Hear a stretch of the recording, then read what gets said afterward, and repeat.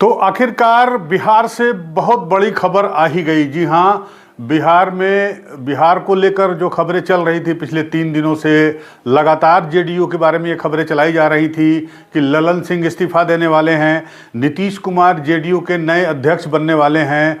तो आखिरकार नीतीश कुमार जेडीयू के नए अध्यक्ष बन गए हैं। बाकायदा इसका ऐलान अब से थोड़ी देर बाद होने वाले प्रेस कॉन्फ्रेंस में हो जाएगा, लेकिन इसकी जानकारी बिहार के कैबिनेट मंत्री विजय चौधरी ने दिल्ली में पत्रकारों को दे दी है। ललन सिंह का इस्तीफा हो गया है और ललन सिंह ने नीतीश कुमार के नाम का प्रस्ताव किया और नीतीश कुमार अब जेडीयू के नए मुखिया, नए अध्यक्ष होंगे। नमस्कार दोस्तों, मैं हूं अनूप श्रीवास्तव और आप देख रहे हैं मेरा चैनल। दोस्तों, इसके बारे में कल ही हमने आपसे बातचीत की थी कि ललन सिंह इस्तीफा देने वाले हैं और नीतीश कुमार उनकी जगह अध्यक्ष बनने वाले हैं, और ये खबर सही साबित हुई। और इस तरह से नीतीश कुमार एक बार फिर से नीतीश कुमार ने पार्टी की कमान संभाल ली है। इसके पहले 2016 में वो पार्टी के अध्यक्ष बने थे, 2016 से लेकर 2020 तक, जब उन्होंने शरद यादव को रिप्लेस किया था, और अब उन्होंने जो है ललन सिंह को रिप्लेस कर दिया है। जैसे कि आशंका थी कि ललन सिंह को हटाया जा सकता है। ललन सिंह के खिलाफ पार्टी के नेताओं में, विधायकों में, कुछ सांसदों में नाराज़गी थी। सबसे बड़ी नाराज़गी उनके व्यवहार को लेकर थी। वो सबको साथ लेकर संभवतः नहीं चल रहे थे। और दूसरी एक बड़ी वजह ये मानी जा रही है कि उनकी नज़दीकियाँ आरजेडी यानी राष्ट्रीय जनता दल के नेताओं से बढ़ रही थी। 10 सर्कुलर रोड पर, जहाँ पर तेजस्वी यादव और लालू यादव रहते हैं, वहाँ पर उनका आना जाना बढ़ रहा था। इसकी शिकायतें मिली थी नीतीश कुमार को। और इसके बाद जब जेडीयू की राष्ट्रीय कार्यकारिणी की मीटिंग का ऐलान हुआ दिल्ली में होने वाले 29 तारीख को, तभी से ये कयास लगाए जा रहे थे कि ललन सिंह जो है अब जो है उनको अपना पद छोड़ना पड़ेगा। हालांकि जेडीयू के किसी भी नेता ने, चाहे वो प्रवक्ता हो राजीव रंजन हो, या फिर आपके विजय चौधरी हो, या फिर केसी यादव हो, किसी ने भी ये नहीं कहा कि ललन सिंह को रिप्लेस किया गया है, ललन सिंह को से इस्तीफा लिया गया है। सबने यही कहा कि ललन सिंह जो बिहार में लोकसभा से मुंगेर के सांसद हैं, अब वो चुनाव लड़ना चाहते थे और पिछले कई महीनों से, पिछले 6 महीनों से वो नीतीश कुमार से रिक्वेस्ट कर रहे थे कि उनको जो है वो इस्तीफा देना चाहते हैं, उनको अध्यक्ष पद की जिम्मेदारी से मुक्त किया जाए। और खुद ये बात नीतीश कुमार ने ही कही।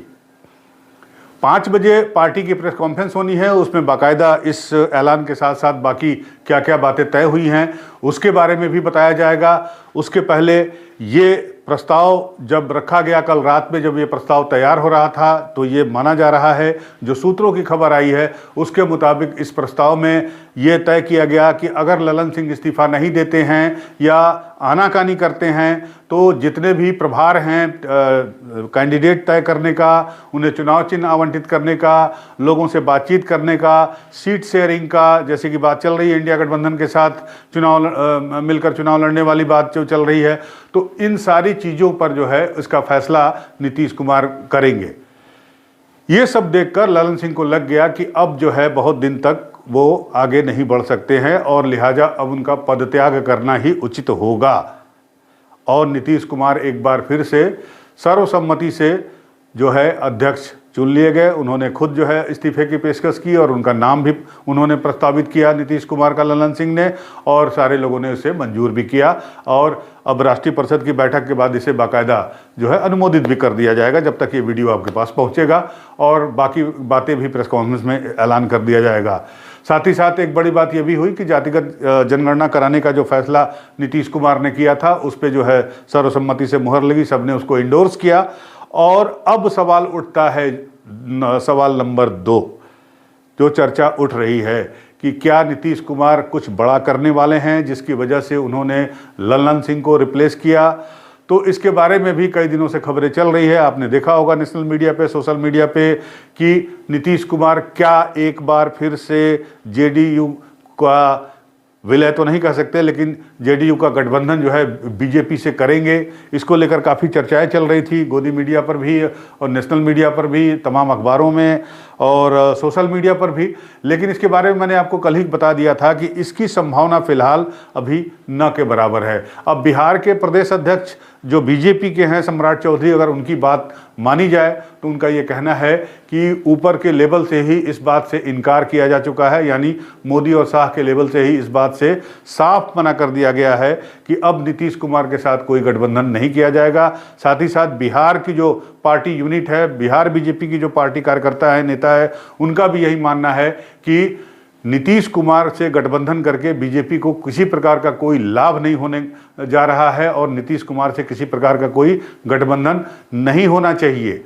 अब तो सम्राट चौधरी का यहाँ तक दावा है कि अगर नीतीश और लालू अगर क्या वो लोग साथ में चुनाव लड़ेंगे ही, महागठबंधन मिलकर चुनाव लड़ेगा। जैसे कि आपको पता है कि 17 सीटों पर बात हो रही है आरजेडी और जेडीयू की, और 4 सीटों पर कांग्रेस की बात हो रही है, बाकी पे भाकपा और माकपा चुनाव लड़ेंगी जो इस समय बिहार में सरकार चला रही हैं।